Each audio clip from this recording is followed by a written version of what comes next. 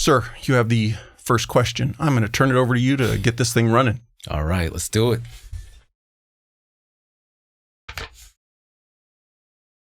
So the question is, what is your current azimuth? What goal are you working towards? Man, it's a great one. So if I could think about my current azimuth, I am testing the universe that if you 100% with both feet go for what you want to do, that it's going to happen, that the universe will support you, and then I'm going to see the result I'm searching for. And that goal that I'm working towards is being able to at least help 1,000 veterans per year find their dream business. Have you always been somebody who's recognized the importance of always moving forward, making sure you're taking that next step? I would say almost to a fault, Paul. I'm always forward looking. I'm always thinking 2 to 3 years ahead. That mindset, where does it come from? Is it something you've carried with you your entire life, or was it something that you learned from two-part, somebody specific, or did it come more instinctually to you? I had to guess, I would say instinctively. It's just always been the kind of my mindset. You know, I'm a builder, engineer, and I'm always thinking, what does it take to get from point A to point B? And I, in all ways, I'm always looking for, well, if I really want to get to point B, what should I be doing right now? You said that it almost to a fault. When has it hampered you or hindered you? Well, yeah, you know, as a father of 6 kids and 5 of which are boys, boys don't necessarily think like that, especially young boys. They're very much in the moment. And I actually really appreciate that because they teach me to be more in the moment, not always planning, not always engineering everything, be more present. And that's truly the gift of being a father. Well, then let's get the full picture. I want to take you back to the beginning. Oof. Where were you born? Where's hometown? What made you the man you are today? All right. Well, I was born in Long Island, New York, as a matter of fact. I do not have the New York accent anymore, which people always love to point out. But I was born in West Islip, New York, home to Ralph Macchio, home to Mariah Carey. And as far as I can remember, always going through my high school, through my elementary school, seeing their pictures up on the wall and always feeling like, yeah, I come from a cool place. I absolutely loved growing up. I had an amazing childhood. It was just me, my sister, mom and dad. And we grew up in a very culturally diverse neighborhood. My mom belonged to something called the Mothers Club, which meant that every week we got together and all the mothers and families would coalesce. They would have cultural meetings, family meetings. And I remember all the kids would just play. No cell phones. We were supposed to be reading books in the library, but we were really just more running around, just having a great time. Mom and dad, are they from New York also? Absolutely, yeah. Mom's from the Bronx, dad's from Brooklyn. So we share something in common. My dad was from Brooklyn also, and I was born actually in Queens. Queens, okay. So, but unlike you, my mom was from California, and so shortly after I was born, she wanted to come here. So I've been here full time since I was 4. So I basically call myself a Californian. Oh yeah. But yeah. there's anybody who's listened to the podcast has heard me say this. There's something about it. You get me back to the city, and it just feels. I put it in air quote. It feels right. There's something about it I just like. There's a real energy to New York City. I remember just growing up and going to the city and smelling Zeppelis in the street and Sbarro's hot dogs, and just going back. I think they say the closest sense for memory association is a sense of smell, and instantly it takes me back to that moment when I'm in the city. I had some great memories of the city. I remember eating amazing food, and I remember just really playing on my Game Boy most of the time as my mom and grandma would take me shopping. But I would say that's really where my start and love for electronics came from. What did mom and dad do for work? Oh, great question. Yeah, my mom always worked for the VA. I think she lied, and at 17 she started working for the VA hospital. I might be messing this up, but I know she worked at a really popular jail in New York, and then she moved over to the VA. And my dad was a postman for USPS. Was she in the medical side of like providing medical care? Yeah, like she a always nurse? worked in the operating room. So she always had a very calm demeanor. She's used to things going crazy and doctors yelling at her, where's my scalpel, where's this, where's that? And I think that she just embodied calmness and peace even throughout chaos. Was your immediate family big? Brothers, sisters? Immediate family's just family of 4, just mom, dad, and my older sister, who's about 3.5 years older than me. And you mentioned already that you were kind of drawn to electronics. So were you more of a studious kid? Did you play sports? Was there that side of you? Absolutely not. Well, to be very fair, from a young age to about middle school, I actually was an AB honor roll student. When it comes to sunglasses, first responders and military members definitely don't baby them. They get dropped, thrown in a utility pocket, or tossed in gear bags. Frontline Optics was created for that reality. You get premium eye protection without paying designer brand prices for something that won't survive your lifestyle. From polarized UV 400 lenses to anti-reflective coatings and a water-repellent finish, every pair is designed to handle long days, harsh conditions, and real work. And here's where Frontline Optics separates themselves from the pack. When life happens and your glasses break, they offer a no-questions-asked replacement program, even for prescription glasses.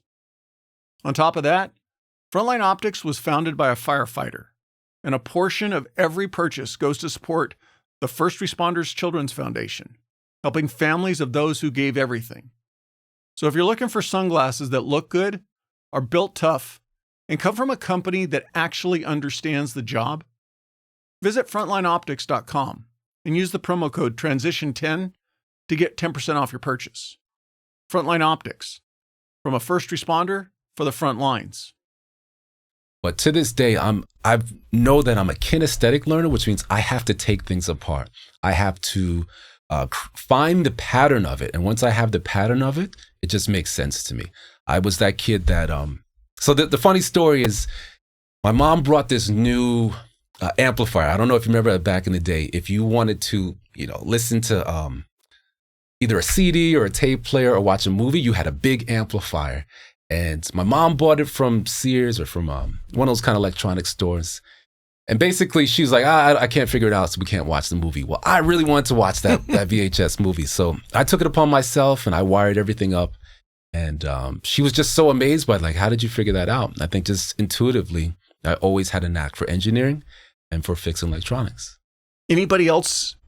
Because that willingness and that desire to get in, and I'll call it tinker. Let me figure out how something works.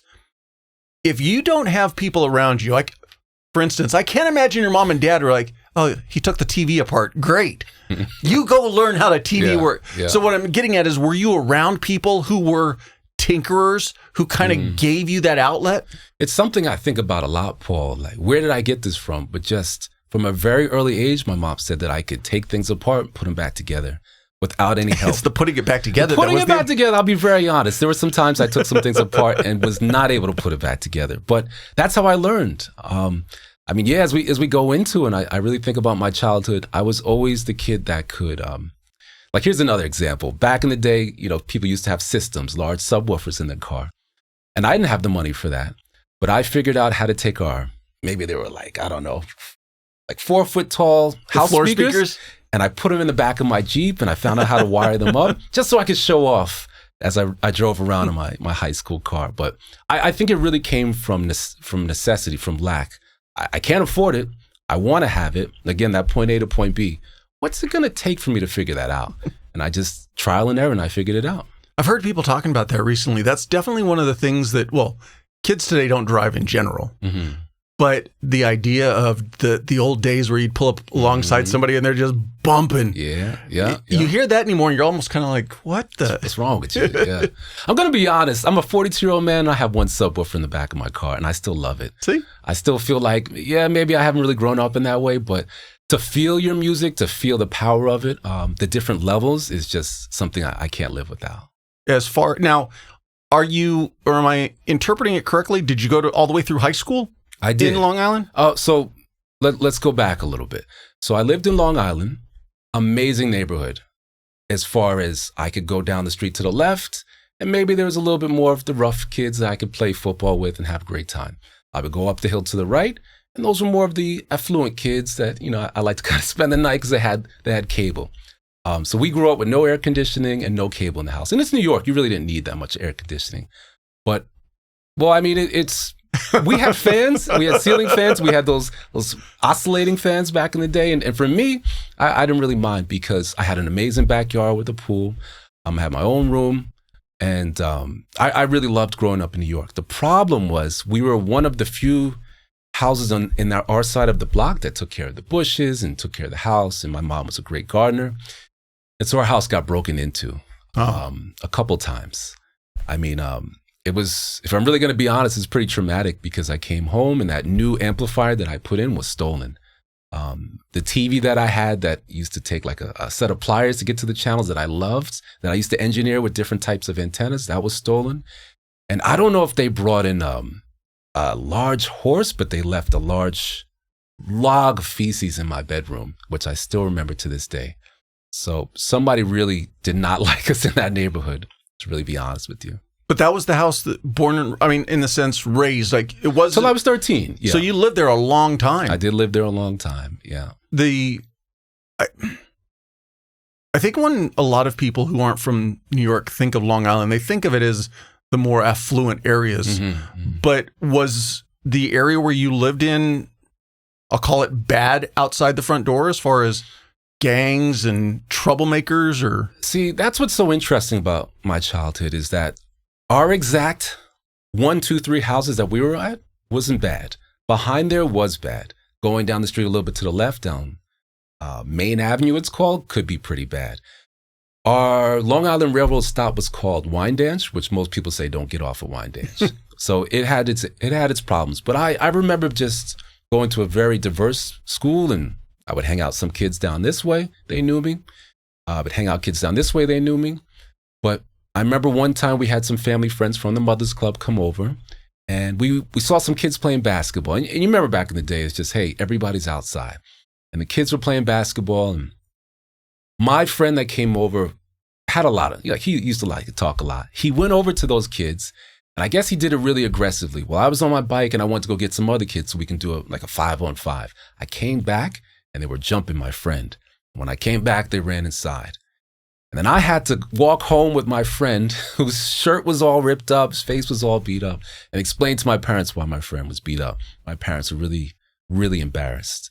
And I think that was one of the major catalysts that said, hey, we need to get out of here. Strong discipline in the household then to keep you on track? Or did you not need it per se, and you could see the downside to hanging out with that element? 100%. I think my family raised me on public speaking and on getting good grades, and absolutely with discipline. And I like to think of myself, I didn't really need a lot of discipline. I think my sister needed much more of it. And I think there's 3 trauma responses. Even though it wasn't trauma, there's flight, fight, and fawning. And maybe I was much more on the fawning, kind of kissing up to my mom and dad's side. I mean, best believe there's lots of stories I got my ass whooped. But for the most part, no, I had a really great childhood, really, really understanding parents. And the discipline, I think that I was pretty self-disciplined. I used to love cleaning up, and this wasn't an issue for me. You mentioned up to middle school, you were on a roll or AP classes type deal. Sure. Did something switch in high school? Did you, I don't want to say struggle, but was learning no longer fun or? Well, yeah. So I want to be very, very clear that my parents worked 2 jobs. Were in school and did everything they could to build this house in North Carolina where we moved to. So the last catalyst was we left we were having a party at the house, and we had an alarm. That was a big deal. We had an alarm. Nobody's going to break into our house. And we had the house on alarm on stay. And we're in the back. We're having a party, and somebody drove by the house and shattered our front glass window. This is our large living room window. And then they said, enough is enough. We're building a house in North Carolina. We moved to North Carolina in 1995. I think it was around July or so. I thought that we had hit the lottery, Paul. Like, we had this huge house. There was nothing but woods behind us. And that's crazy for a kid from New York, right? I'm not used to that. Well, unfortunately, December of that year, my father passed away. And that was a really rough time for our family. I grew up in a family where I felt like my father really was my savior, because there was mostly just women in the family, female cousins, my sister, and my father always had my back. And I'd say that really kind of put me on somewhat of a downward spiral. 13-year-old, you're really coming of age as a man. And I lost my father at that moment, and that's kind of, I would say, where schoolwork kind of became on the back burner. Unexpected for your father, or was he dealing with some medical issues leading up to that? He was a postman. He was 6'4", super skinny, life of the party. He had, I think, a swollen foot. And these days, when something's wrong, you go look it up, or right. You talk to somebody about it. My father was that old school man, just push through. He worked Monday through Saturday. My mom said that he went to the doctor and probably bullshitted about sports with the doctor, and just he went to work at night and then just didn't come home, just like that. It was kind of one of more of those things of, yeah, it's an annoyance, but I can still keep walking. Exactly. He's 48. Nothing's wrong with me. Nobody's dropping dead at 48. But I think it was found that he had some kind of blood clot that must have dislodged, went to his heart or went to his brain, and then just instantly passed. Was there family in North Carolina? I mean, how did they settle on North Carolina? We had a lot of family friends from Long Island that actually moved down to North Carolina, which we were following. So we were really building this community, kind of like a mother's club south. But there wasn't any family down there at that point. And so the process or the time in high school, was it to the point where you kind of went off the rails and started getting in trouble, or just didn't really put a lot of effort into school? I just didn't put a lot of effort into school, which in one way I would say was due to my father's passing, but more, quite honestly, I just never really was a sit down and read books kind of guy. I always was, I want that adventure. I want that experience. Let me fix something. Let me learn kinesthetically.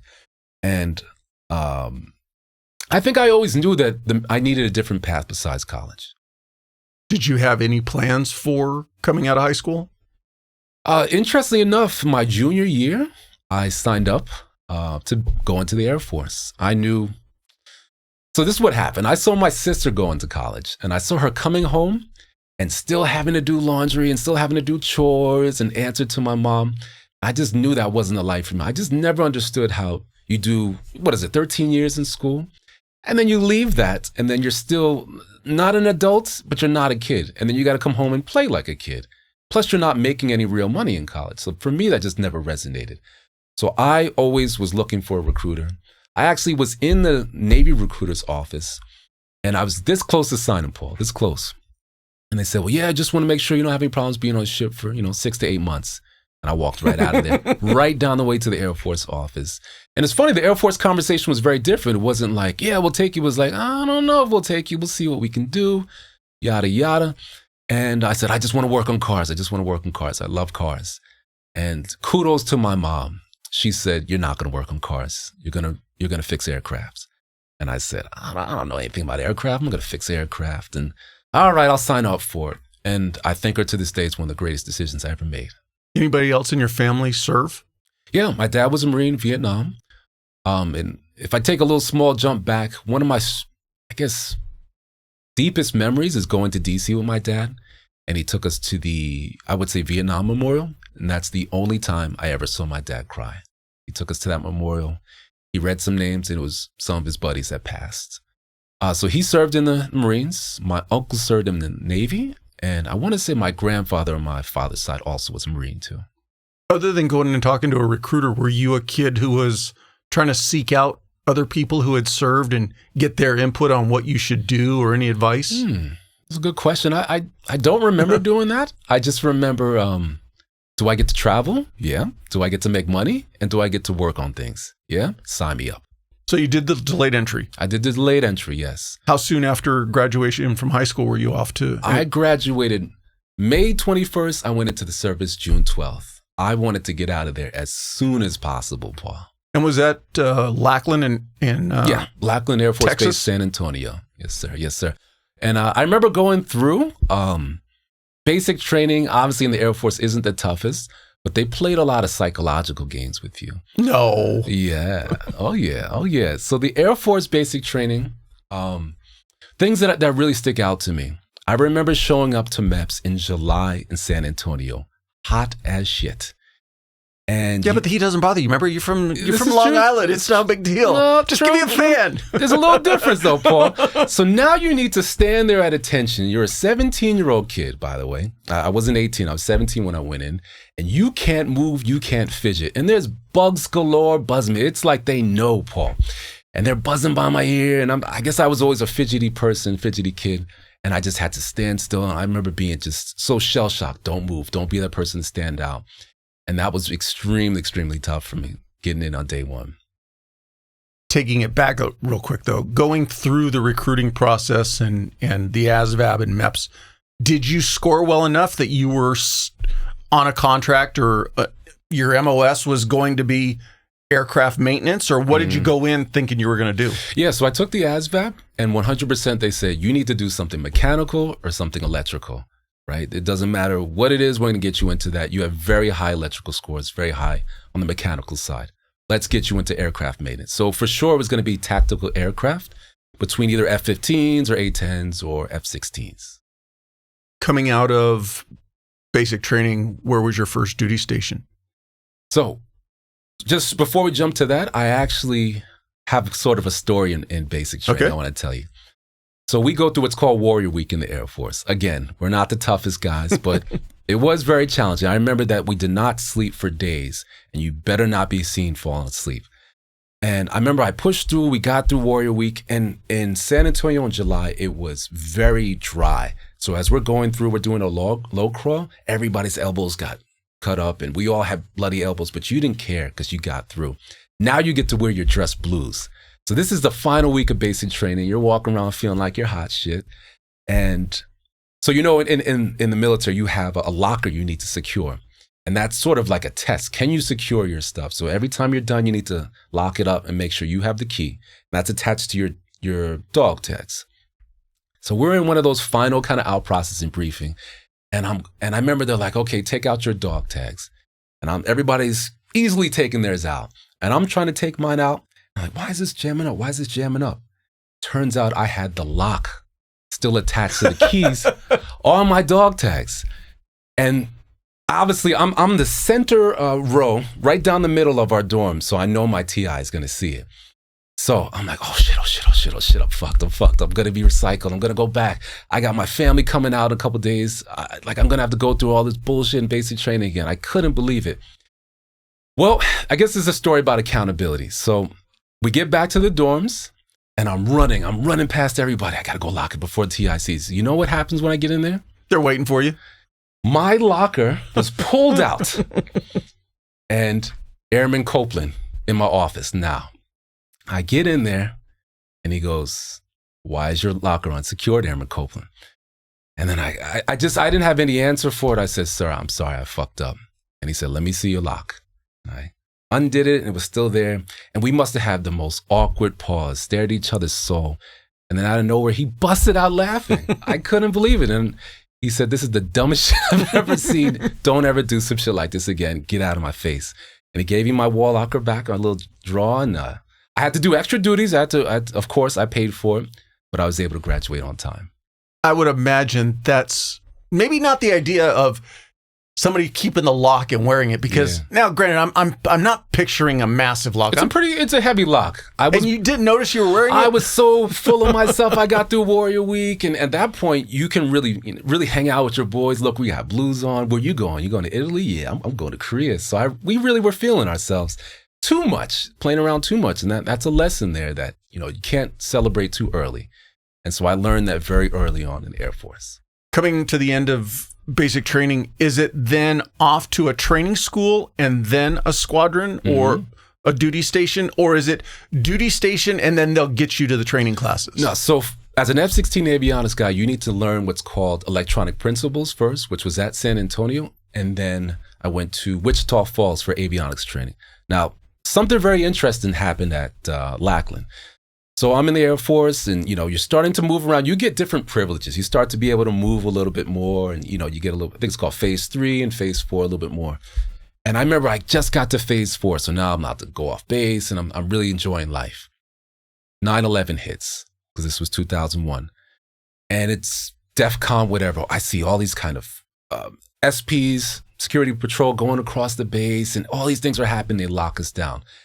And what happened was I got into my class, and the guy pulls out the TV, and he says, "Hey, guys, this is the end. Get ready. You're going to war." And I never thought that was going to happen to me right as I'm in training, right out of basic training. I think that happened, about 2 months after I graduated. And that really shook me up, because here it is. You think you're going to the Air Force, you're going to go travel, have a good time. No, I thought I was going right to war. Did that cause the training pipeline to speed up? I mean, you still have the classes that you need to take, mm-hmm. Or was it that they were thinking, we're going to deviate you, put you somewhere else, and then maybe potentially bring you back to finish training? It was about a 2-week delay, I'd say, but it was pretty nerve-wracking. Keep in mind, this is 2001, before anybody had a cell phone.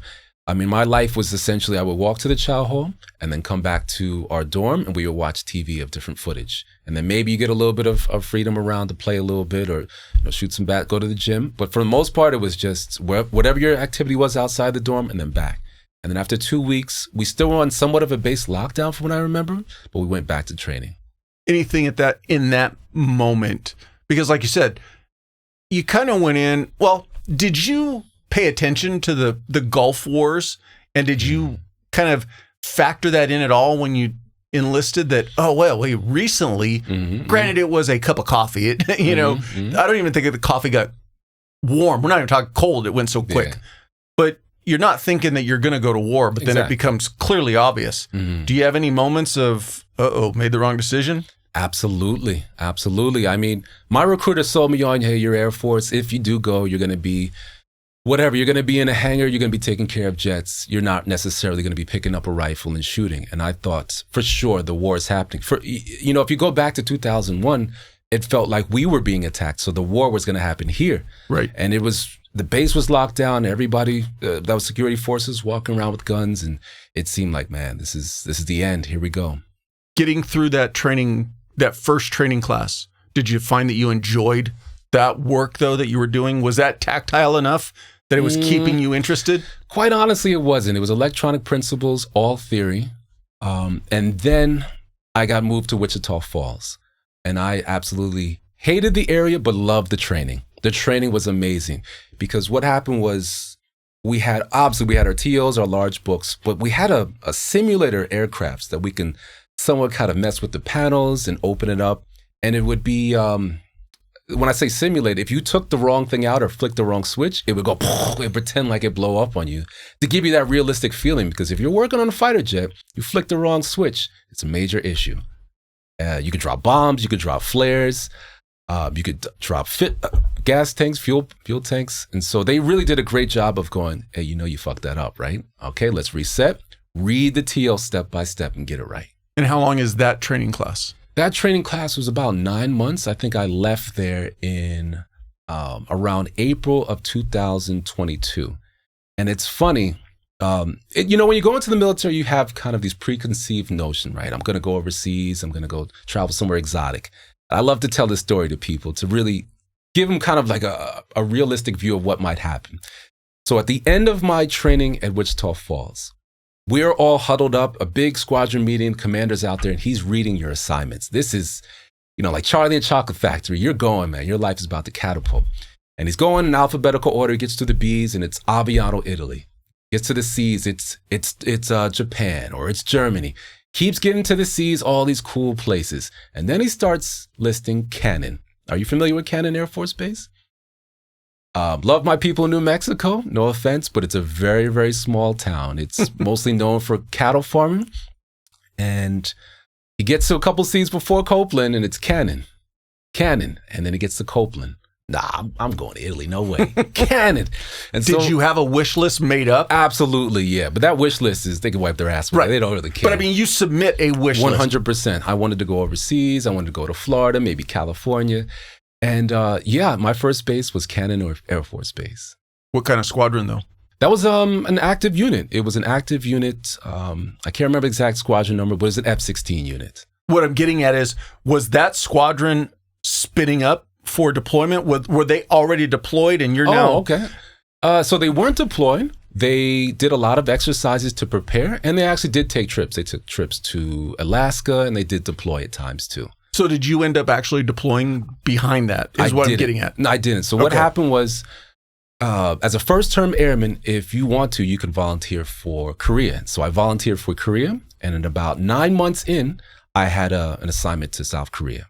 So I considered just kind of my networking skills. I was able to pull that assignment to Korea. How'd you like the time there? I absolutely loved it.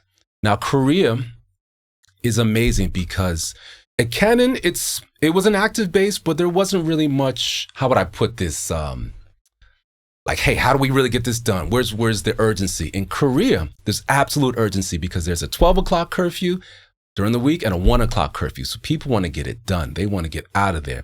So you learn efficiency, you learn teamwork, you learn whatever it's going to take for us to get this done and really plan ahead, let's get the shit done. As a F-16 crewman, we're going to eventually get into the Thunderbirds, but for you and what you saw as your career, is there, before getting to the Thunderbirds, a unit that you're like, oh man, I'd really like to get to that team? Or was one basically the same as the other? Great question. You know, the base for Cannon is ACC, so Air Combat Command. They're focused on training pilots to be able to go over for combat. Now in Pacific, at South Korea, that's PACAF, Pacific Air Force. How do we defend the Pacific? And the threat is right there. Literally, the North Korean missiles are pointed at us. The South Korean missiles are pointing at them. So we're constantly flying the aircraft, doing quick turns. Everything is super high tempo. There's no such thing as we can't fix a jet in a certain amount of time. We have to get it fixed. We have to get it fixed because these pilots are flying in a very dangerous zone. And at any moment, this demilitarized zone could be militarized and we can be right back at war. Now, you mentioned earlier that you were always a forward thinker. Mm-hmm. So early into this first enlistment, what are you looking at in the future for you? Are you planning a full career? Or are you kind of taking it, I'm going to go one enlistment at a time? Kind of where was your thought process looking forward? Great question. I really wanted to find what it took to really enjoy the work and also enjoy where I was stationed. So I was just taking it day by day in Korea. And Korea is obviously another country. It's like another world. I really want to enjoy the food. I want to enjoy the nightlife. And in Korea, you're, how can I put this? You're working so intensely, but you're also so motivated. And you're with such a group of people that are motivated that it just inspires you to perform at your best. Are you working with any partner forces, or is it only American Air Force equipment? There were exercises where the South Korean military would work with the pilots, but essentially it's mostly just us. It's mostly Air Force, American Air Force. And how long were you in South Korea? So the first tour was 1 year, and I took a gamble. So typically when you go to Korea, you're guaranteed your follow-on assignment where you can go after that.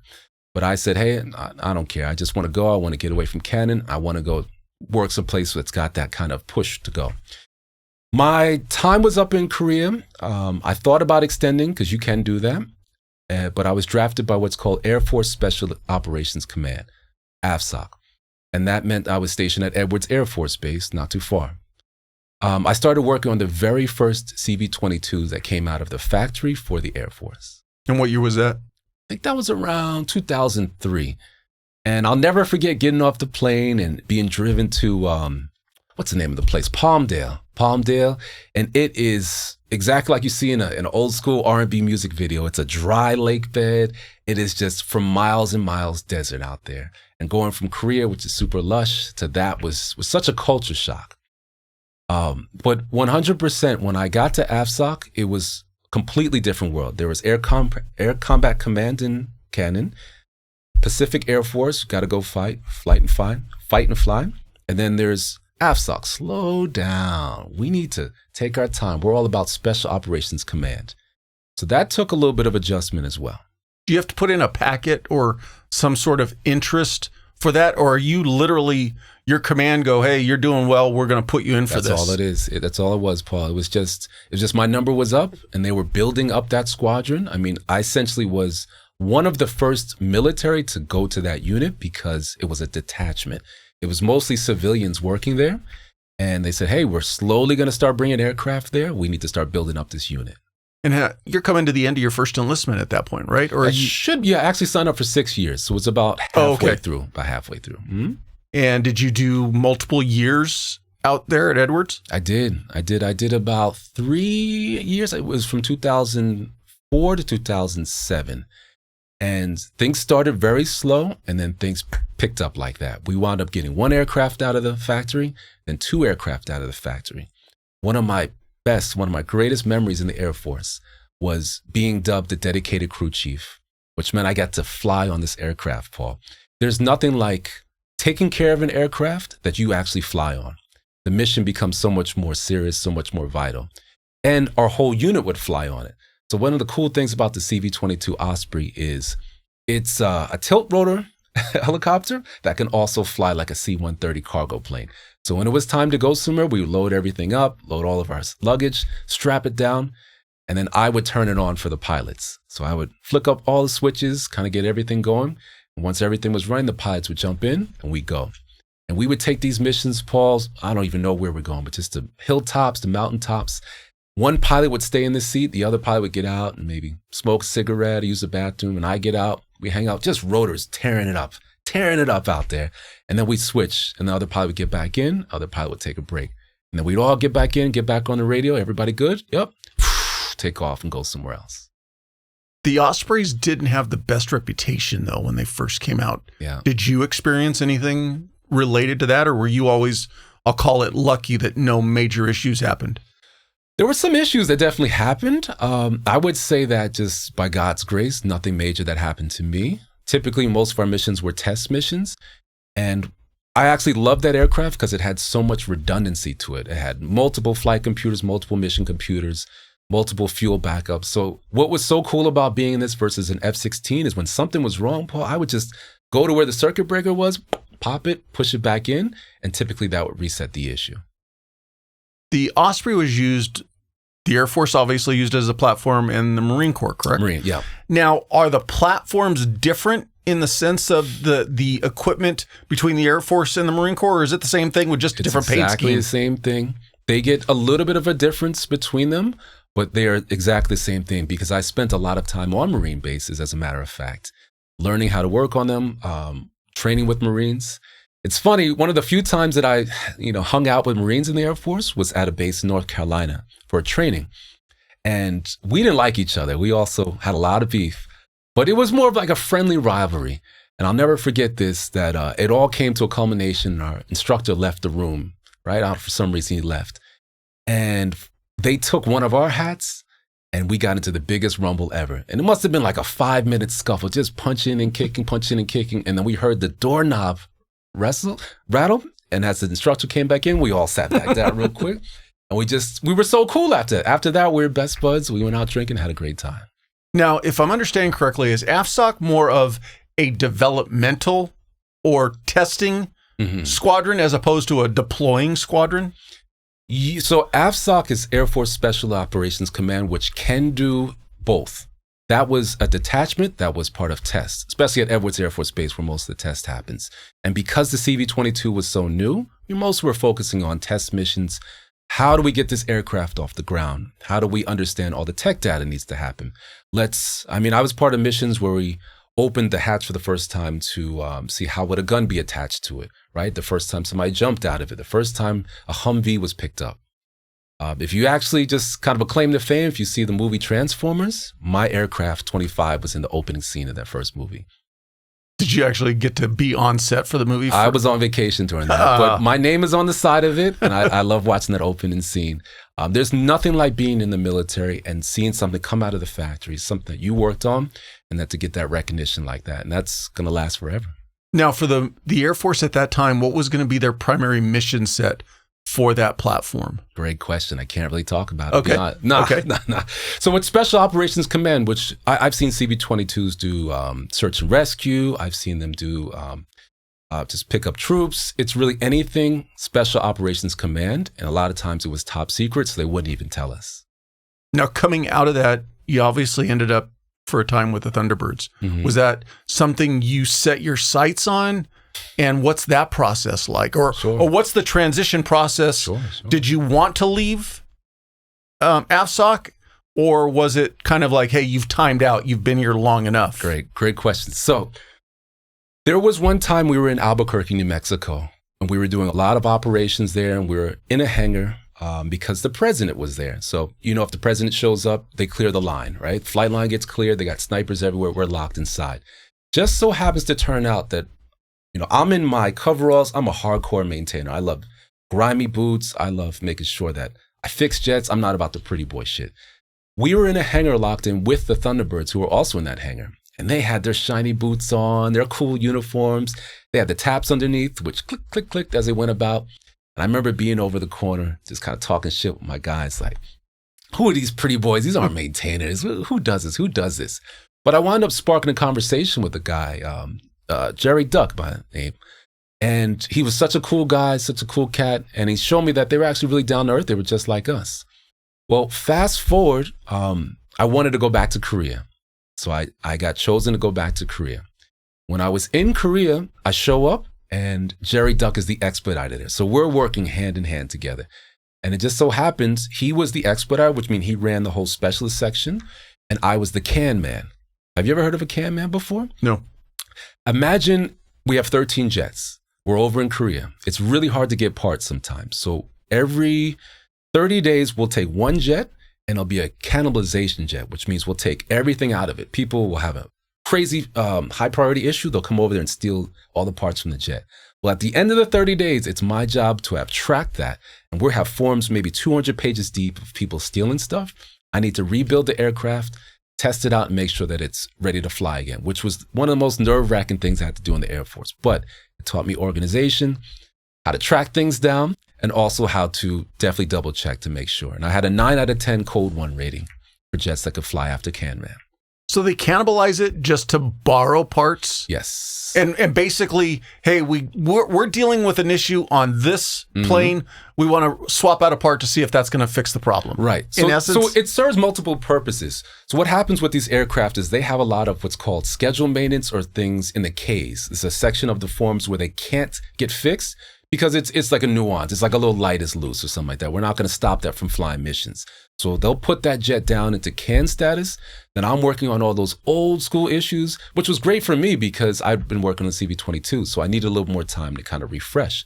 So I would fix all of those issues, I'd do all the old scheduled maintenance that hadn't been done.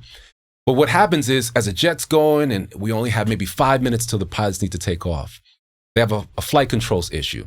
Now I could either maybe go to the supply section, maybe that flight control computer works or not, or I could just steal it out that jet that I know is good. And so they would come in and it's called a red ball. We have less than 5 minutes to steal the part, install it, test it, make sure the pilot can still get out, taxi, and take off.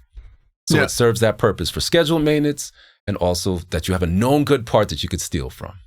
In your time away from the F-16 platform while you were with the Ospreys, did anything significantly change with the aircraft in the sense of development and improvement? Or did you kind of go back to a same legacy platform that's, oh yeah, I remember this? Well, there's a little bit of changes. From Cannon, I worked on what's called Block 30s, which were analog flight controls. Analog is really old school. And then I went to Block 40s the first time I went to Korea, which were digital and had different things inside as well. Now, from 2003 to 2007, when I went back to Korea, they basically were the same. They were the same jets. I knew them. I knew the same issues on them. And so it felt so familiar and I loved it. Because I would say that for most of us, myself included, we don't really realize how long a platform stays in service. True. You probably, I think a lot of people assume that there's always new and advancing. And for a lot of times, from the limited knowledge that I have, hey, if it ain't broke, don't fix it. Yeah, it's how the mission really needs to happen. There were definitely advancements with it, which I won't go too deep into, but those jets in Korea, for the most part, those same Block 40s that everybody knows, that everybody's had a rotation with, that everybody's kind of been kicking the can on that to get it fixed or not, until it absolutely has to be fixed, which quite often would happen when it was in Canman status. Now, at that point, what's your career trajectory thinking as far as duration, not duty assignments, not duty stations? What are you just thinking is your career? So I went over. Good coffee is important, but where it comes from matters also. Blue Line Roasting is a Tennessee-based, law enforcement-owned company. They're roasting small batches of premium coffee, fresh within 48 hours of your order. Whole bean or pre-ground, and shipped fast to you. It's great coffee that shows up ready for you to enjoy. But it's what your purchase does for others that makes it so much more. A portion of every order goes to support law enforcement families dealing with the impact of line-of-duty injury or loss. So you get a great cup of coffee, and a family gets support. Order a single bag, try a sampler pack, or start a subscription so it's there when you need it. Oh, there's another perk. Shipping is always free.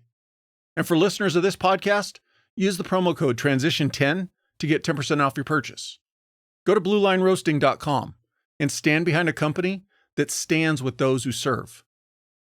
And I only was allowed to leave Air Force Special Operations Command because I spoke to the generals who said, hey, we know you really want to go back to Korea. We're going to give you this 1 year, and then you're going to move over to Eglin Air Force Base, where we're spinning up that division, which is going to be operational. You're one of the first. You're one of our most cherished here. You have all this knowledge. You're coming back.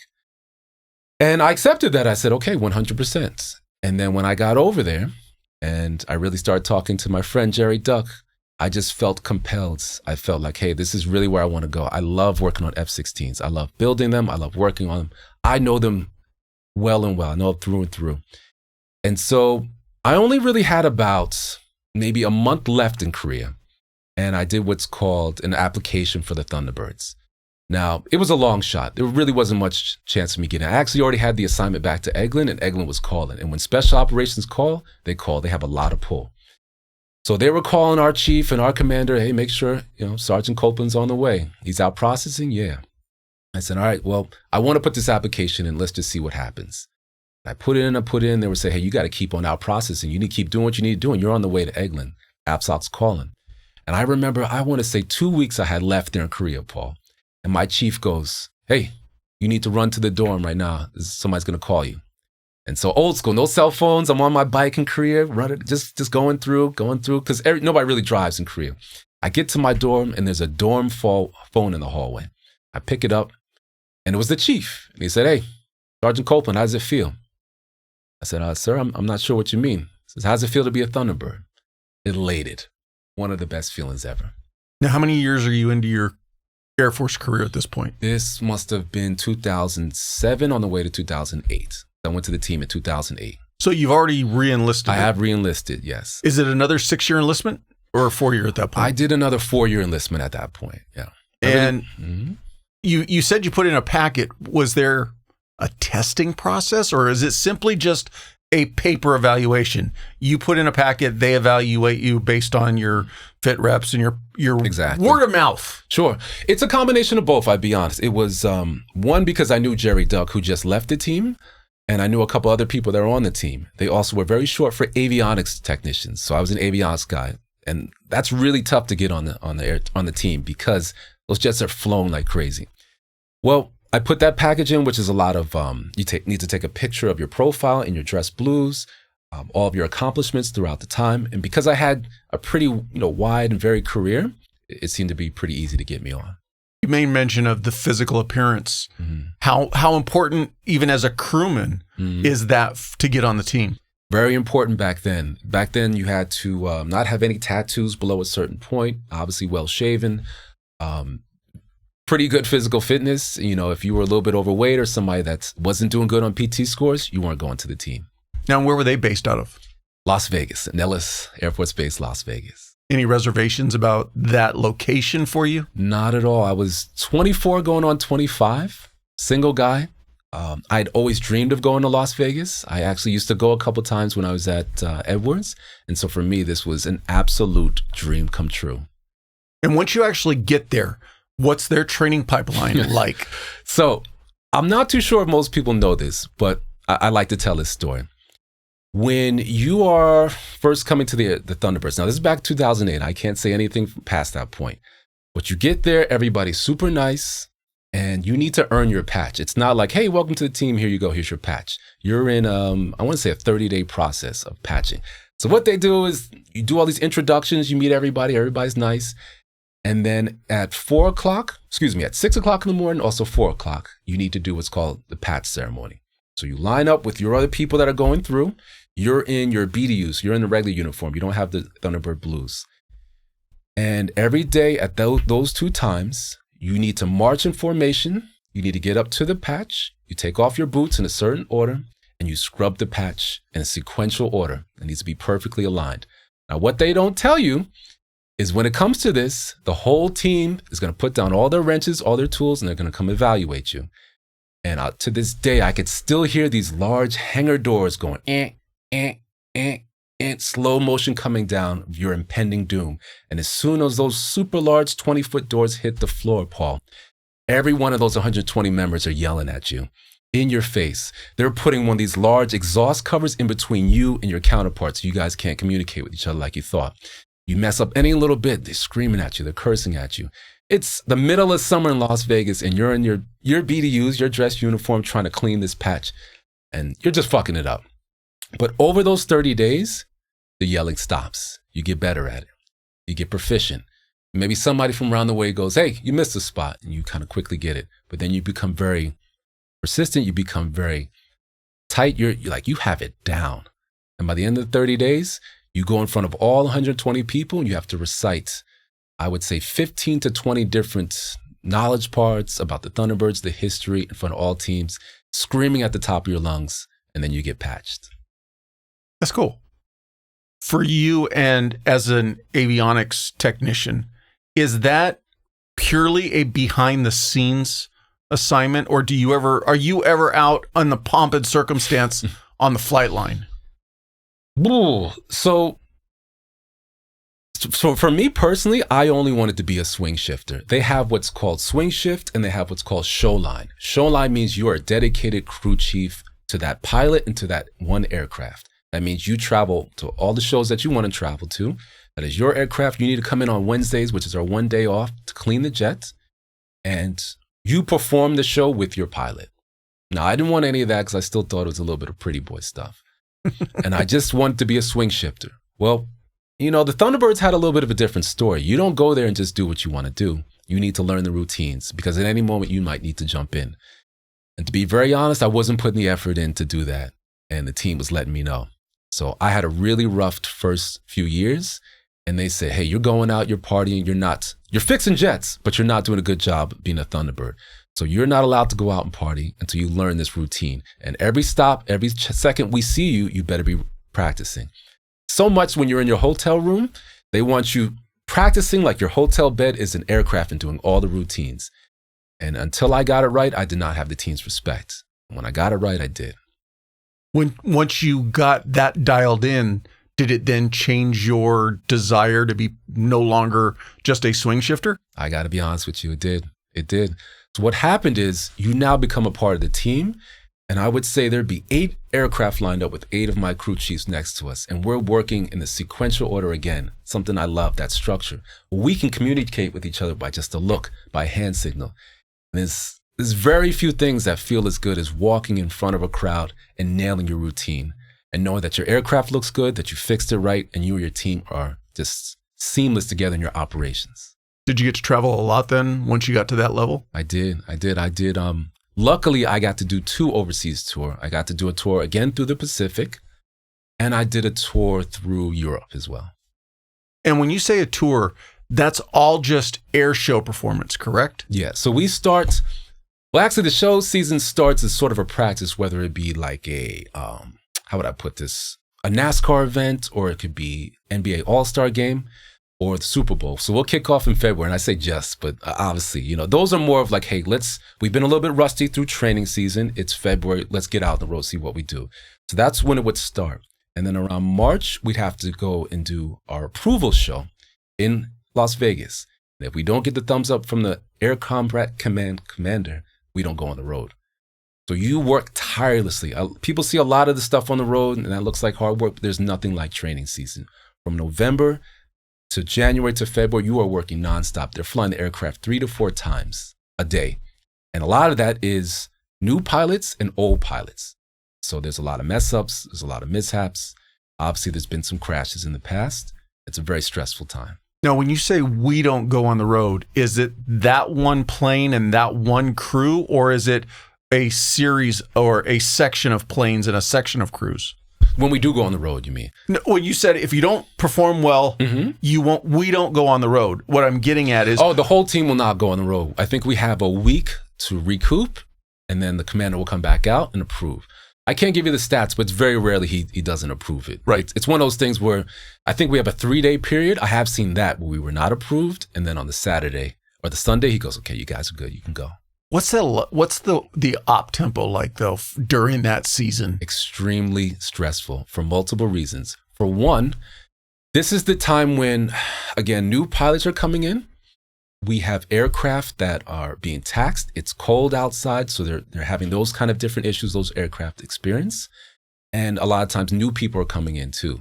So there's a lot of transition happening. There's a lot of stress. The jets are braking like constant.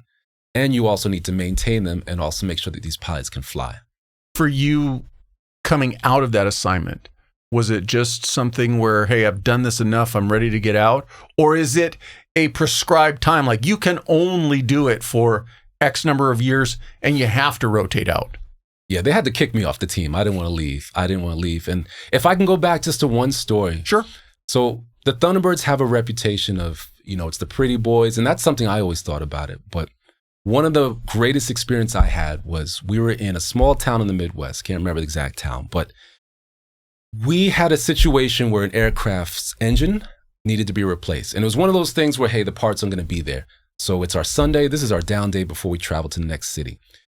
We get the word, we're in the movies. It's maybe 6 o'clock at night. We get the call. You guys need to go home, pack your shit. At 12 o'clock, you're coming in to put this engine in. Now, putting an engine in is typically a 12-hour to 14-hour shift, plus checks, plus other things. You got to run it. We were able to work together so well, we got it done in 8 hours. We did not sleep. But by the time the morning crew came in at 8 o'clock, they opened the hangar doors. We had it ready for them to tow out and do the final checks and run it. Wow. So it's not that we're any more special than anybody in the Thunderbirds. There's an over 50, maybe even 60-year legacy of never letting an air show cancel due to maintenance. And that's one of the greatest things, one of the greatest gifts I got from the team.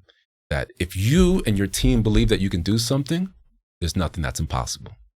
Now, have I noticed or seen lately that they're doing more tandem shows with the Blue Angels, or has that always been something they've done? We typically would have 1 or 2 shows a year where we would meet up and kind of do sort of like an air show competition in a sense, kind of a joint air-based thing. But that might be happening. Yeah, the team definitely evolves, new leadership, that definitely happens. So then the time when it was time for you to leave there, obviously you said you had to be forced out. Yeah. Where are you at career-wise? How many years are you in? And what was your plan for that next step? So 2012 is when I had my incentive flight. So I had done, about 11 years. I got to fly in the back of the F-16. Again, one of the best memories you could have. And I told them, hey, I've been studying in my hotel room. All I want to do is just for once have a desk job. I'd been on the flight line for 11 plus years. Please, can I have a desk job? And I was able to get a desk job. I went to what's called Red Flag. Are you familiar with Red Flag? Red Flag is one of the largest aircraft assemblies and assignments where they bring people from all different countries, all different bases. They come to Las Vegas and they just play war games in the air. They even play war games on the ground, right? It's a big simulated war. And my job was to just be the logistics guy for that. Bring people water, take care of the crews, make sure they knew where they need to park. And then I had a desk job so I can kind of slow down. Is it a joint military operation? Joint military operation, yes. Marines, Navy, everybody's out there. The flight line from the very end to the very end is full of aircraft and support vehicles, and they have all kind of tactical things, AWACS out there, just a large simulated war game. And I just was a logistics guy at Red Flag. Now, that lasted for... I want to ask real quick, sorry, where does that motivation come from? Because that goes back to not be, like you were talking about as a kid. Mm-hmm. I didn't like just sitting and reading books. True. That sounds like my hands aren't getting... True. I needed to get off the flight line after the Thunderbirds. I had traveled to Korea twice, multiple tours, the Pacific. I just wanted to finish my electrical engineering degree. And I was that guy that would sit in the hotel room a lot of times. Some guys would party and I said, hey, I just want to finish this test. I got to get this done.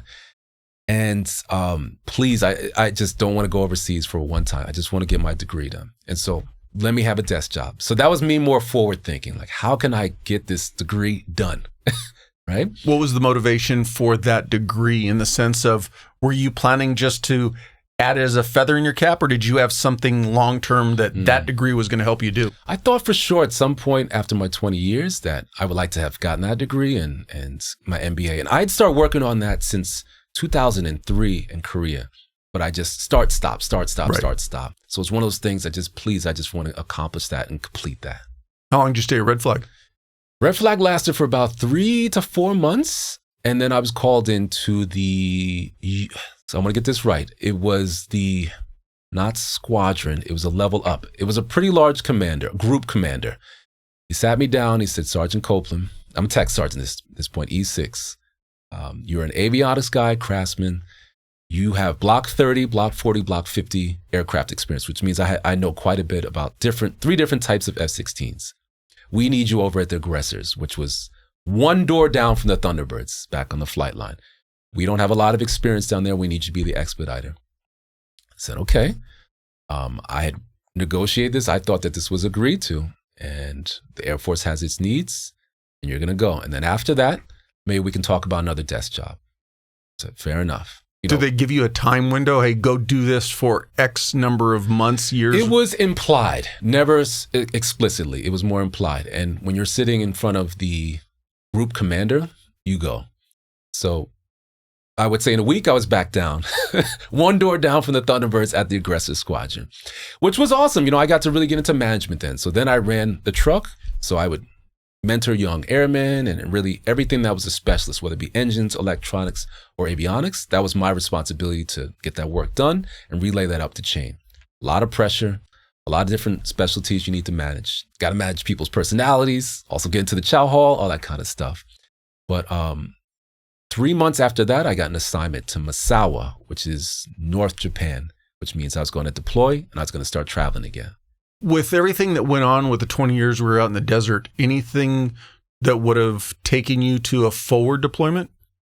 Misawa would have been that assignment, yeah. And it wasn't that I was opposed to deploying per se. To me, I felt like, and some people might not feel this way, but going overseas to Korea was sort of like a deployment in a sense. Of course, there's a lot of partying, but there's a lot of time away from family, a lot of exercises, a lot of simulations, so to say. Again, for me, it was, hey, I love to serve my country, love to serve in the military, but I really was hoping to get that benefit of schoolwork done. And so at that point, when I got that assignment, I said, hey, I'm not going to re-enlist. I'm going to join the Guard, and I'm going to go elsewhere. Okay? And so that was when I separated from the Air Force. Now, you've mentioned you've got 6 children. Are you married and starting your family at any point? None of this. No. It was the furthest thing from my mind, to be very honest with you. So what happened was I had a job offer overseas in Abu Dhabi working on F-16s. So I wanted to stay close to the military. I wanted to stay close to, obviously that's what I knew. Well, I was on terminal leave for maybe 2 to 3 months, staying in Vegas. I was working at nightclubs, enjoying kind of being a civilian a little bit. And what kind of work were you doing at nightclubs? I was bouncing at Pure Nightclub and some of the big nightclubs back in the day in Vegas. Amazing times, amazing. But I really was over partying. I was over the nightlife because I'd done it for 5 years. The Thunderbirds and also living in Las Vegas, which is nuts. You party all over the world and you come back and then you have Las Vegas in your backyard. I really was over that. Again, for me, it was schoolwork. It was getting that benefit. The company kept saying, yeah, we're having some problems with your visa and it's going to be another month or it's going to be another week or a couple more days. Well, that went on and I was going to the end of my terminal leave point. I said, all right, I'm leaving Vegas, going back home to North Carolina, which wasn't really that excited about, but it's only going to take a few more weeks. That kept going, Paul. And then I had to pivot. So I found a really, really good organization that did sort of a employment speed dating operation. And it was only for veterans. So I went to this massive hotel and you would go to different hotel rooms with different employers. And I did 6 interviews in, I want to say 3 hours. And I was given 4 job offers right after that. So for all my veterans, if you can find that company or any company that does that, they really took care of me. Do you remember the name of the company you went with? It's out of service now. I can't remember it. But I know things like that still exist. Now, were they putting you in front of companies that were looking to hire people from the avionics and aviation industry? Not exactly. That's a great question. So for me, and this is where we really get into it, right? I always knew I was technical. I wanted to work on aircraft, but I'm also willing to see what else is out there. Because quite honestly, I was desperate. I was at home with my mom. I need to move on with my life, right? And so they took my resume, they customized it and made it match for all of the different types of companies. I mean, there was one company was sort of like industrial instrumentation. Another was maybe some other kind of electrical work. But they did such a great job of customizing my resume for those different companies. I was a shoo-in. It was an easy win. And a lot of the guys that were the hiring managers were prior military too. That's why they went to this one agency. But you were also still in the Guard. So not exactly. I went to do that. And then I did that I was in Philly. So I did that for 3 years. And then I was also in the Guard in Atlantic City. Yeah. So I think I took maybe a year off. I really missed the service. And then I did the Guard. Now, the issue with the Guard was I started to have a lot of back pain. This is something I happened in the service. And I just couldn't do the driving from Philly to Atlantic City. And so at that point, I met my now wife, who was a girlfriend at that time. She came to Philly. And we kind of made a bet. We made a bet, and essentially the bet was that there's no way that somebody we saw on TV was going to be the president. I just didn't believe that was going to happen. And I lost that bet, obviously. And then I moved to Germany. I want to tell you something, Paul. Germany, did she want to move? Was it that her motivation was to move to Germany? Well, yeah, she had just visited, right? Oh, okay. So, excuse me. So she was from Germany. She came to Philly to visit. Got it. And we hit it off just from the bat. It was amazing. We were actually expecting our first child. Things move really, really fast, as sometimes those things tend to. And so what happened was, this is the end of 2015, right? And I had disability from the military, and I'd also had the GI Bill because I was finally finishing my degree. And I said, hey, this is the perfect opportunity for me to stop working, finish my degree, and settle down. So we moved over to Germany, right? Now, Paul, I'm just living the life. I don't have to work. It's got some schoolwork. She's got whatever she's got going on from the German government who takes care of her. Life is so relaxed over there. And we went from expecting one kid to overnight, her 3 kids from her previous marriage came back. This was a very challenging time for me. Now, I tell this to say, if I can get through what I got through in that situation, most people can get through a lot too. But through my structure and what I learned through in the military, yeah, man, they're all honor roll students. They're in sports. I have 2 kids that are in high school. They're actually taking college courses now.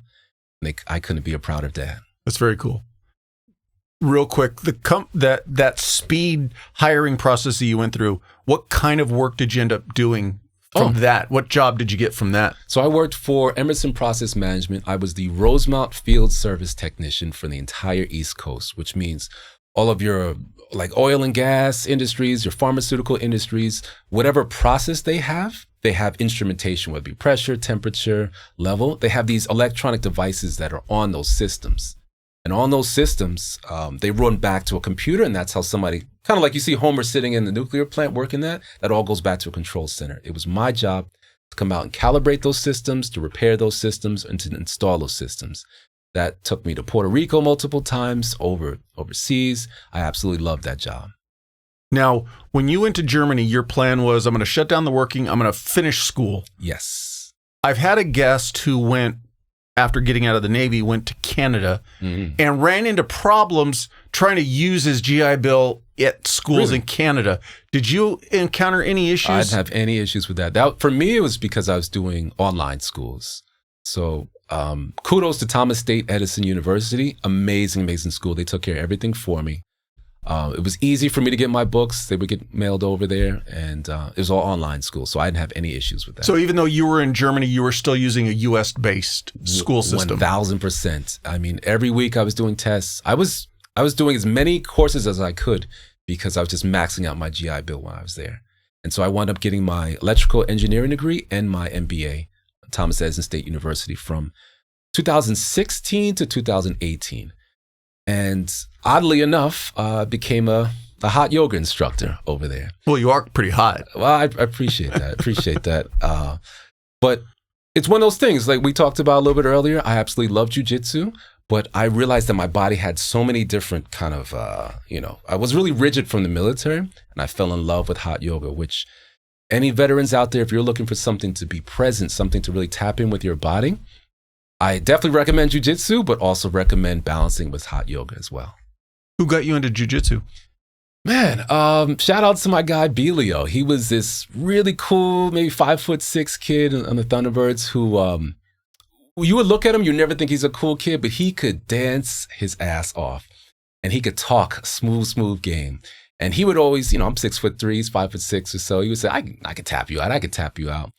And we lived in Vegas, which is full of MMA fighters. So we all thought we were tough. And I'm like, you can't tap me out. So we're in the hotel one night and we move all the furniture to the side. It's going down. You've been talking a lot of shit. Let's get it. And he put me in something. I don't know if he armbarred me or choked me, but I could not believe somebody half my size, half my weight could manhandle me the way he did. And I wound up going to the gym in Vegas. And I went in there and the guys also were small, really cool. Most jiu-jitsu guys are cool, no ego, right? And I'm like, I'm military, I'm big, I got this. And I got in there, Paul, and they whooped my ass. They had me in triangles and arm bars, and I fell in love with it. I think that's the thing that most of us who have gone the first time say, man, I got my ass handed to me, but it was fun. It was fun. And I wanted to come back for more. Yes. Because it's 3D chess with your body. And you think you could fight until you really get on the mat and try some jiu-jitsu, and you get a rude awakening. Well, it truly is the one, I've heard it explained, martial arts, combatives, whatever you want to refer to it as, where you can virtually go almost 100%. Mm-hmm. Can't do it in boxing, can't do it in kickboxing, because you're going to beat yourself up if you try to go, take those punches and everything else. So, but it truly, the one aspect that I always like to talk to, especially people who are dealing with the Rubik's Cube between their ears, it's going to get you out of your head per se for that 5 or 6 minutes that you're in that role. 1,000%. I can't agree more. And that's why it's so valuable for veterans. There's a camaraderie aspect, there's a team aspect. If you want to take it to the next level, you can compete, so you can kind of get into that zone of right here, I'm going back into battle. And your vision goes when you get on the mats and it's time to roll with one of your buddies. You're not thinking about what happened before or what other issues you got going on at home. You are locked in and you are present. And you get an amazing workout out of it too. Have you been able to train around the world? I have, yeah. I think I trained in Bulgaria. I've trained across a couple different states. I try to take my gi with me, which I'm mad I didn't bring my gi. If I would have known you trained, I would have brought my gi too. Next time. For sure. So what brought you back to the States because obviously you're here from Germany. Mm-hmm. So when I was in Germany, we went from 4 kids to 5 kids to 6 kids. So that meant that hot yoga and the GI Bill just wasn't going to cut it. So I started working for a telecommunications company over there overseas in Germany. My German was horrendous. Even to this day, it's really bad. But because of the connections that my wife had, small town, they were able to get me in there. Unfortunately, in 2020, we all know COVID hit. And then they said, hey, we love you. You're doing great, but we need to make cuts. And you're the low man on the totem pole. Everybody been there 5, 10 years, whatever. And so that put me in a very precarious situation where the primary breadwinner, family of 8, now doesn't have a job. I think that was April, and they gave me till October, which kudos to them. Like a lot of places will say, we got to cut you. You're gone in 2 weeks. I had that time to leave. I had that time to find something new. I took that as my opportunity. So from, I'd say April to June, I moved back with my mom. And then June, I moved to Charlotte. And then I found the house, got the 2 cars, got the kids all registered. And by October, we moved them from Germany to Charlotte. Now, small story about that. We had made it so well. We went from Germany. Well, we live in a small town. We made it to Berlin, spent a night there, made it to England. That was our first stop. We're 2 minutes ready from them when they're going to close the doors. All right, everybody, let's go. They stop us. They say, let me see your passports. And they look through everything we have and they say, who's staying and who's going? Because these German kids are not going.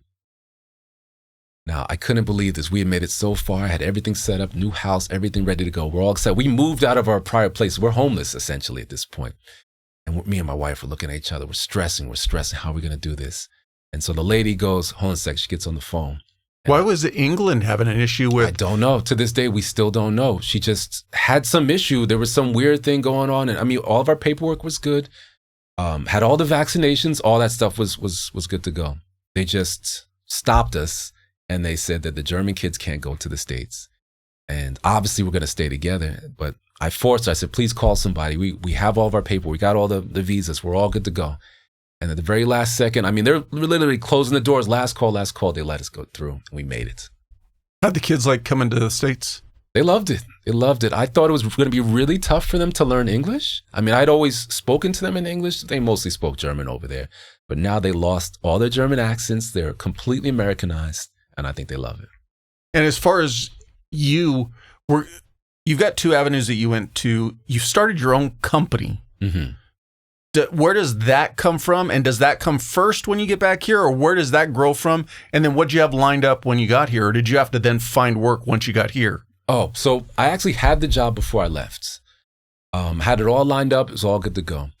Now, I had fallen in love with being an entrepreneur as a hot yoga instructor, even though it sounds whatever way it may sound. I had traveled to Denmark. I was teaching in Berlin. I was teaching in our small town and a town in between. So I really created a big name for myself over there. I loved entrepreneurship. And the statistics prove that veterans are built for entrepreneurship. We have the discipline, the structure, we're made for it. So when that shut down, that was a big hole in my life. I'll be very honest. Came back to the States. Obviously, I started working for another company, and I became, again, a field service engineer. Great company. Really easy for me to get picked up because I was a veteran. I went through another agency, and I'm sorry I don't know the name. I'll get these to you, but I went through another agency that helps veterans. Got me the job, pretty simple. I started as a life insurance as my side business because when I got there, I realized, oh shit, like we're over in America. I'm the only one working here. What happens to me? Happens to the family if something happens to me. I got a great policy, and that became my mentor. And then I became a life insurance agent on the side. Now, that did really well, and that actually still pays me to this day, even though I'm not an agent. But I said, you know what? I need to start another business again. It's one of those things. And when I started to build this business, Paul, I realized... Are you somebody who doesn't, and I don't mean this derogatory, doesn't like to sit still? Absolutely, yeah. I mean, we can double tap on that. I would say it's personally me, but I would also say the military created that. If you're a flight line mechanic, any way connected with that, you might work night shift one week. You might work day shift the next week. You might work mids. And then I need you to come in early on a Friday because there's a training mission. And then you need to get ready because we're going over here, going over there. So 100% to this day, I wouldn't say something I struggle with, but it's definitely part of my personality. So what was was there a voice in your head that was guiding you towards what you were going to create, or did you come up with it all on your own? Voice in my head. Mentors, anything like that? No, I would say that I had an epiphany. I wanted to get out of the life insurance thing, and I had a pretty good windfall financially. And I said, I need to create something that's going to be a legacy for my kids. I mean, what's in the back of my mind is my dad died at 48. I'm the sole primary breadwinner of a family of 8. What's really going to happen there if something happened to me? So I need to create that. It's a driving force in me since I don't know when. I mean, even as a kid in North Carolina, I used to mow lawns. And used to run away from dogs that would attack me as I did it, but I did not care. I came back the next day and did it. So as I was starting to build my next business, I realized, okay, I think I might want to do something in audio visual. Let me go ahead and get this other LLC spun up. Okay, well, now I need a business address. Okay, well, now I need a business phone. I need some social media set up. And I realized, Paul, you need to go in all of these different areas to get this. Why has nobody put all of that together? And through that, I had this epiphany. What if somebody created a 28-day system where you get everything from day one, you're going to get data-backed market analysis and validity check, all the way to day 28 where we run your social media ads. And then I thought, this is too serious. I don't know if it's for everybody. What if I marketed this just for veterans? Because I know there's veterans that think like me, that want structure, that are missing that purpose and that passion, that drive from the service. What if I create that for them by me? Now, was your mindset and your business model, you come to me with, you need to have your idea of what you want to get off the ground, and in 28 days, I will take you through getting it off the ground and going? Or is it, I'll work with you and develop your business idea and then go through the 28-day process? Well, I'd say it's a combination of the two, but this is what I found out since I've started this business. The grind doesn't need an introduction. You feel it in the early mornings, in the long days, in those moments when quitting would be easier, but you don't. Grind, spelled GRND, isn't just a brand. It's a mindset. It's the decision to keep moving forward even when progress feels slow and nobody's watching. Founded by a former Army Ranger, Grind Activewear is built around one simple idea. Give everything you have and then give more. Rooted in American grit and culture, every piece is designed with purpose and commitment woven into the fabric. It's functional, durable, and built to hold up under real effort. Grind is made for people who outwork the rest. And when you wear Grind, you're not just wearing a logo. You're representing how you live, how you train, and how you show up. So visit thegrindcollective.com. That's the GRND collective.com and use the promo code TRANSITION15 for 15% off your order. You're already on the grind. Now wear it. Most people have 20 ideas, Paul. And that's when I'm realizing that what the world really needs is structure. And specifically for veterans, because we're so capable, we think we can do this, and that. So what I really bring when somebody sits down with me is, hey, tell me what your top 3 ideas are going to be. Let's hash them out. Hey, man, that one's not AI proof. Hey, man, that one's not COVID or epidemic proof. That's a great one. Let me tell you why. I'm going to give you the data analysis that shows the keyword searches that people are looking up for that, what your competitors are doing, if you have competitors, and what the validity of this. Can I get this funded by banks? Will banks support this? And from that, we really hone in on what the best path forward is. You mentioned AI. How important is it now to not just engage with it, but to be measuring your business against AI going forward? You said it. You said it 100%. So I currently work in my day job as a sales engineer for a company that puts the processors inside of everything. So I'll just leave it at that. Every conversation is based off of how do I reduce man count? How do I automate this process? And how are we using AI where somebody else used to just do this manual task? So I have to tell everybody there's some really scary statistics out there. They're saying by 2030, 11% of the American workforce will be displaced by AI or automation. Okay? That's going to equate to somewhere around 300 million jobs globally are going to be lost. So to answer your question, it's not a maybe, it's an imperative. And I look at this as really the perfect storm, Paul, where there's a shortage in construction workers, there's a shortage in electricians and plumbers, right? A lot of veterans don't feel purpose, don't feel fulfilled in their day jobs, right? And AI is taking these jobs and baby boomers are retiring. Most of us really don't like our jobs. We're going to be very honest after COVID. We hated going back to the office. So I see, again, problem, solution. That's why I created my company, 8th Ascent, where you can come to me, we can sit down, we can hash it out, and I'll guide you along the way. And not only that, you're going to be partnered up with every other veteran that's going through the exact same process, day 1 through day 28 with you. So we can all work together and accomplish your dream. Do they say what sector is going to get hit the hardest by AI? And the reason I say that is because I'm old enough to remember when becoming a coder or a computer programmer was the buzzword and the buzz college degree to go get.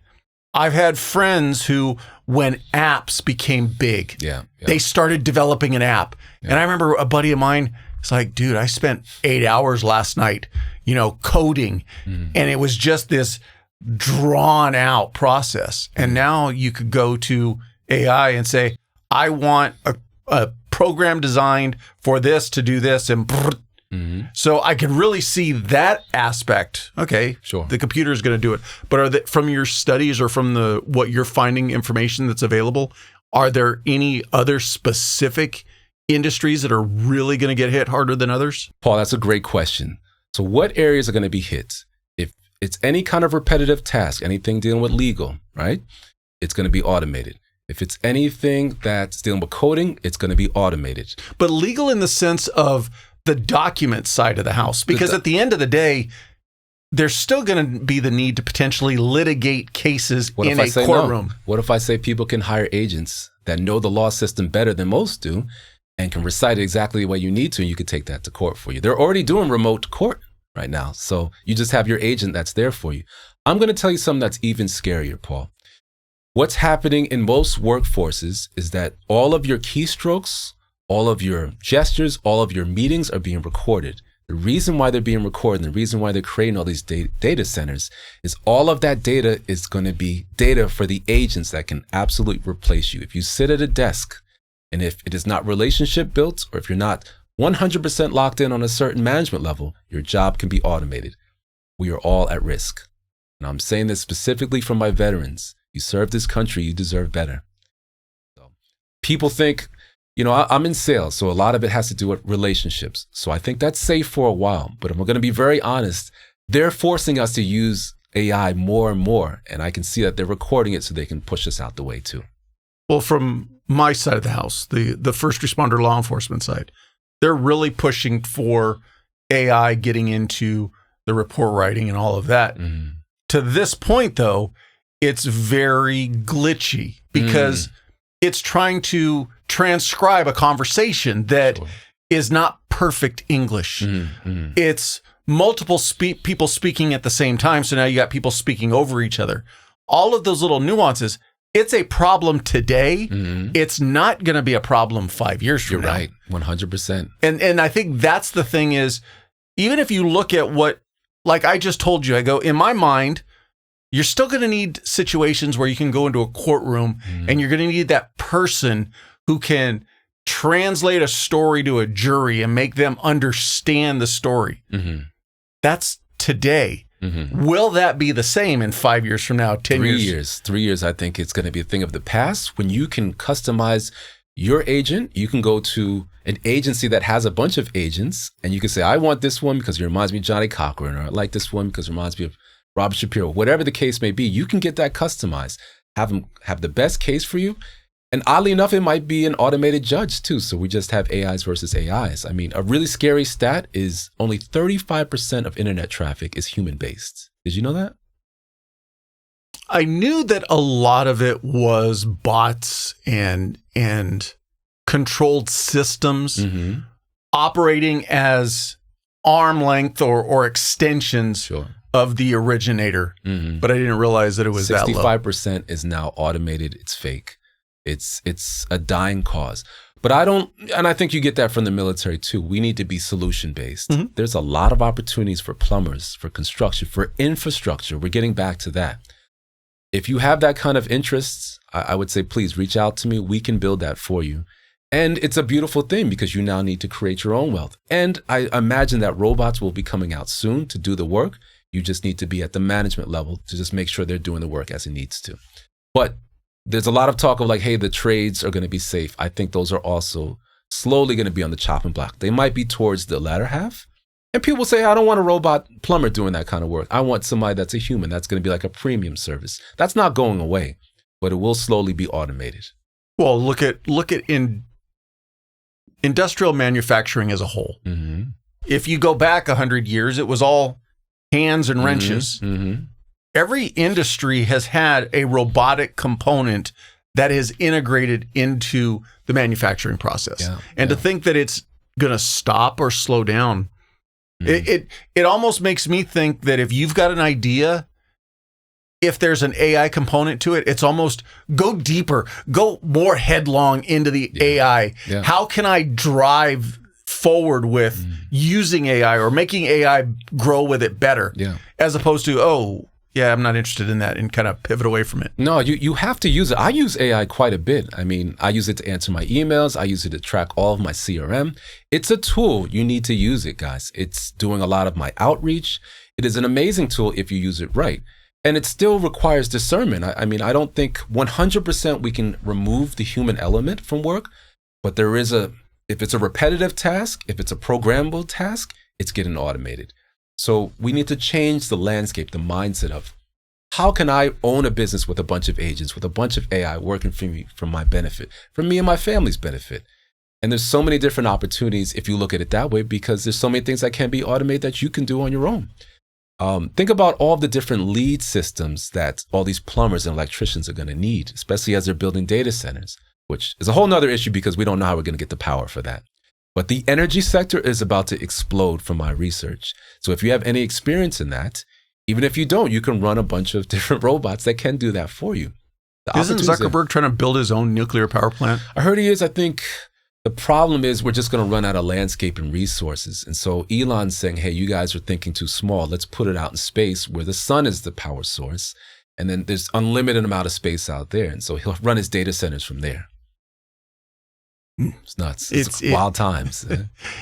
When you allow yourself to, I'll use the term knock down the walls, and really let your mind think of it bigger, man, the potentials are truly limitless. And like you said, if you're involved in an industry that is about repetition, you really need to be mindful of how you can be phased out. So true. On the flip side, though, if you're a company or somebody who has a business that provides repetition, don't negate AI and say, oh, well, the thing that I was thinking of, and I had a conversation with somebody who does structured ads, creating ads. Oh, nice. I work with a client. I charge X number of dollars. Okay. AI can create that ad. So you make it up in volume. Hey, I'm not working with 5 clients at $1,000 a job. I'm working with 20 clients at $200 a job because AI is doing 80% of it for me. Well, Paul, let me ask you, do you like the AI ads? And this is the thing, is the AI creating an avatar or is it still the person in the ad? I don't mind AI from an advertising component. I am about up to here with all of the fake generated videos that are on your social media that, you know, and again, it's, they created the internet, and what's one of the earliest things they started doing? They created porn sites. Oh yeah. You know, you give somebody something that makes it easier, whatever easier is, there's going to be somebody who's going to screw around and go, hey, but we can do this with it. So when you say AI ads, no, I think that Coca-Cola did a completely AI generated ad. That I don't have a problem with. It's the fake AI videos that we call it AI slop. I am done with it. Yeah. I try to embrace and use AI as much as I can. My opinion, ChatGPT, and I really haven't played around with all of them, but I've played with Gemini. They're very, when you need something that's created, unless you can give it the exact prompt, I think maybe from my perspective, a lot of us think, oh, AI is intelligent. So all I got to do is say, make me X. It doesn't know to go out and make all of the sub layers of it. It'll make you X, and you kind of go, that's not what I wanted. But that's what to AI, that's what you asked for. True. So you have to know how to engage with it to get the most out of it. That's a great point. There's a huge market for AI prompt engineers.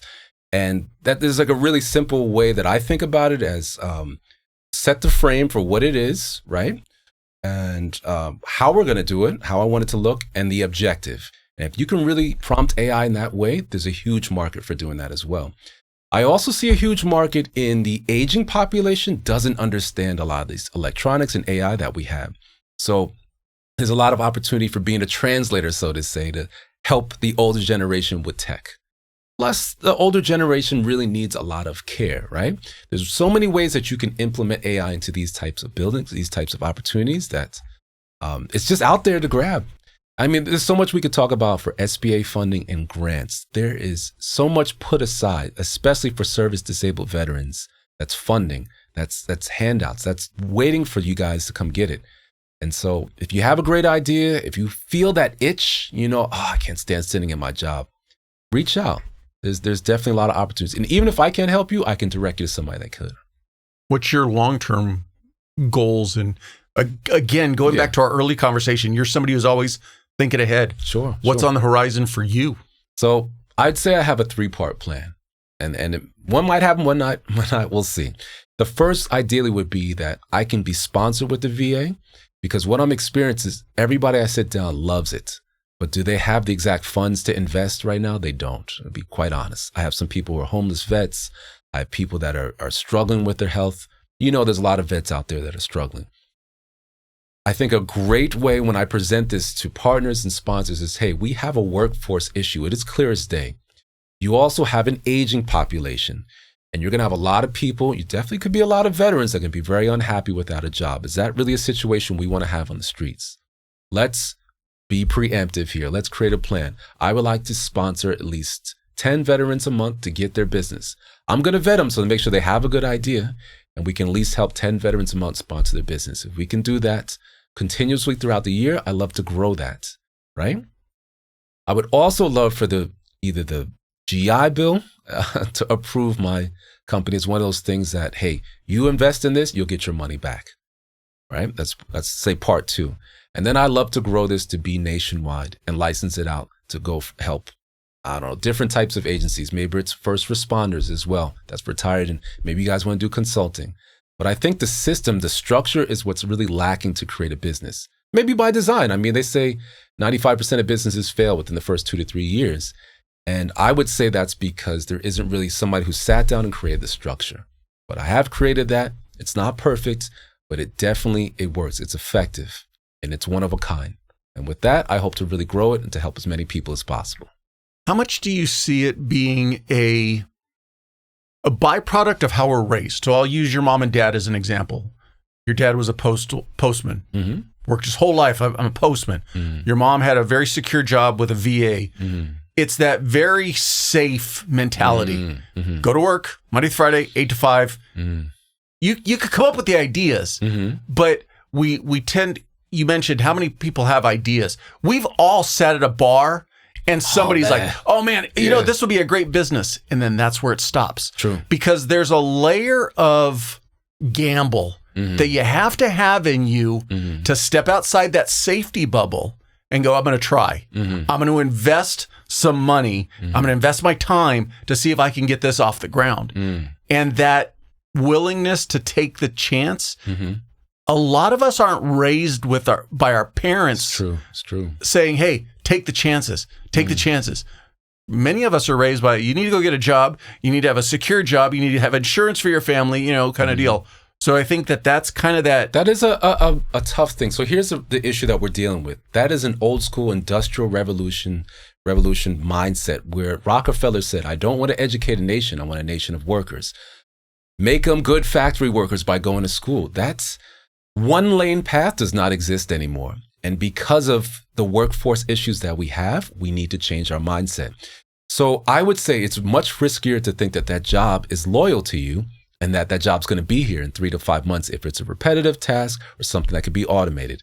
So I'm telling people, hey, history is going to draw a line in the sand. Do you want to be on that side where you missed that opportunity, where you could have been preemptive, where you could have been right there when AI really took over and agents took over and you incorporate that into your business? Or do you want to be that person that said, it just didn't feel right and you waited and now you have an AI boss that you're working for?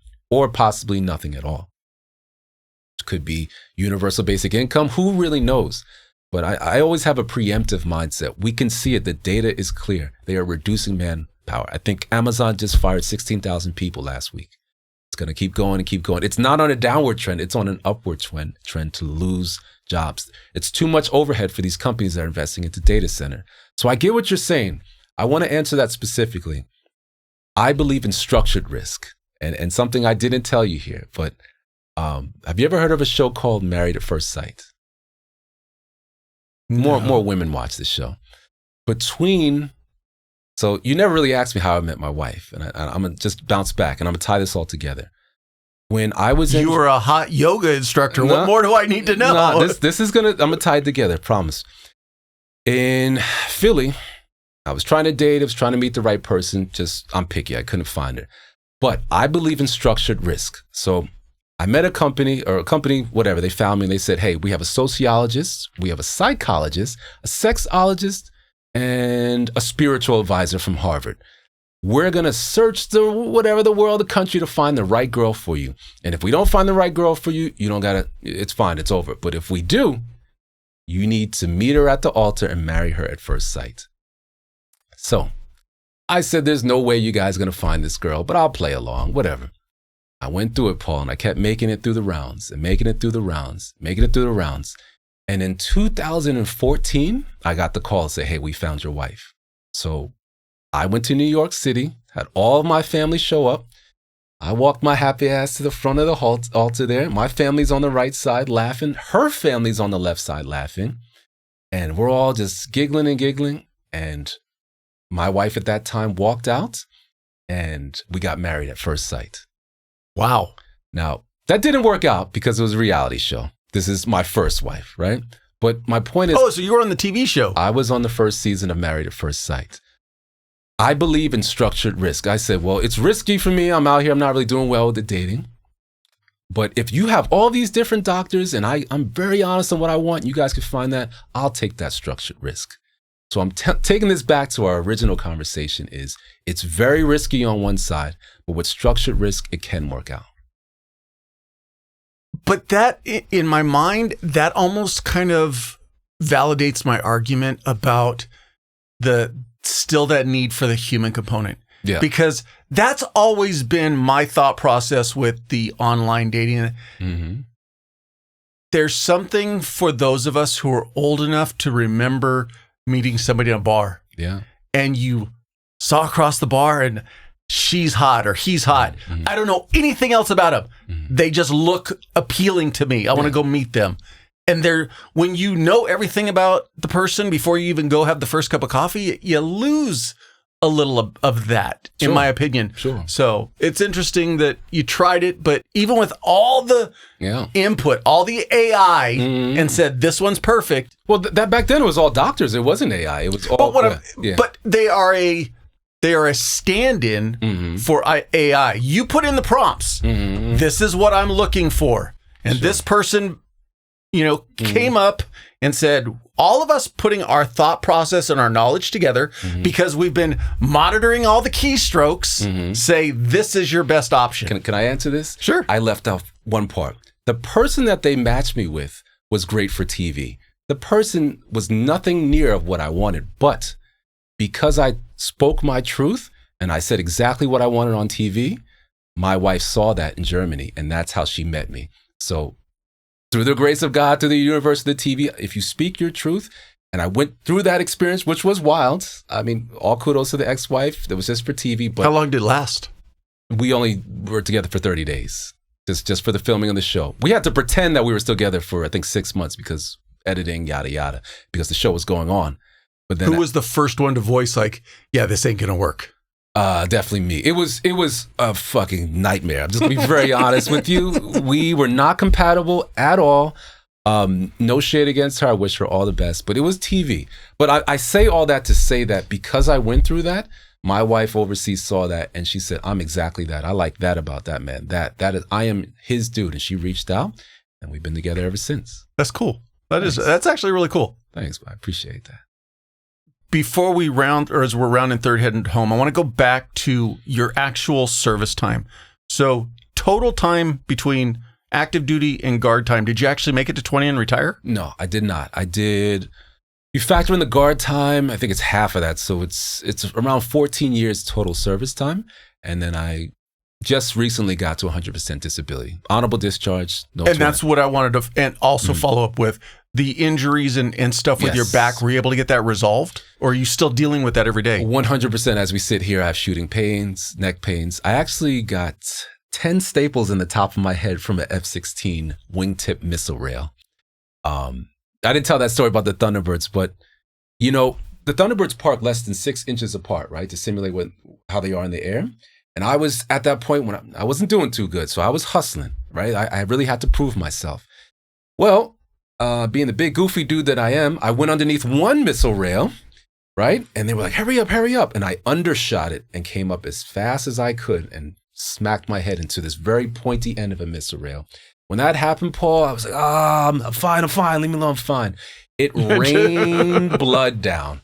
And my buddy said, hey, man, I had to clean pieces of your skull off the top of the missile rail. And the blood was just splattered all over. But I pushed through and I went right back to work after they literally put staples in the top of my head and I went back to work. Were you already bald shaved bald? I was bald at the time. Well, yeah. What a lot of people don't realize is how much not that it probably would have done much, but your hair actually gives you a little bit of buffer for that would have been nice. Some of the little, bumps and stuff that we bang our heads on. Yeah. No, they're called Falcon bites. Everybody's got them because it's a relatively small fighter jet, right? It's not like an F-15 15 or 16, 18. So when the flight surfaces are either moving or if somebody has a panel down and you're not very precautious about that, you'll get a falcon bite. You'll come up too fast and a panel will hit you. People get hurt all the time working on F-16s. Any of your kids leaning towards or have an interest in the military? Yeah, partially because of me. We'll be honest, I've influenced them, air shows. I'm hoping my oldest, my daughter, will choose that because I think that would be great for her. And then my boys, I have one who's already a certified diver. He's 14. He definitely wants to be a diver. And then my next youngest wants to be a coder, but he wants to do it through the Air Force. So as we bring this on home, any last piece of advice? First off, I'll go with any part of your story that we didn't talk about that you want to make sure somebody hears about? Just again, really emphasizing that for all veterans, for all people that are aspiring entrepreneurs, there are options out there. But there's very few options that are really going to guarantee to get you from point A to point B, where you're going to get something tangible. There's a lot of guru talk on the internet, right? Hey, come get this training, come get that. I really have positioned myself to be somebody that I will sit down with you, we have an actionable plan, and you're going to get your true business in 28 days. It's one of a kind.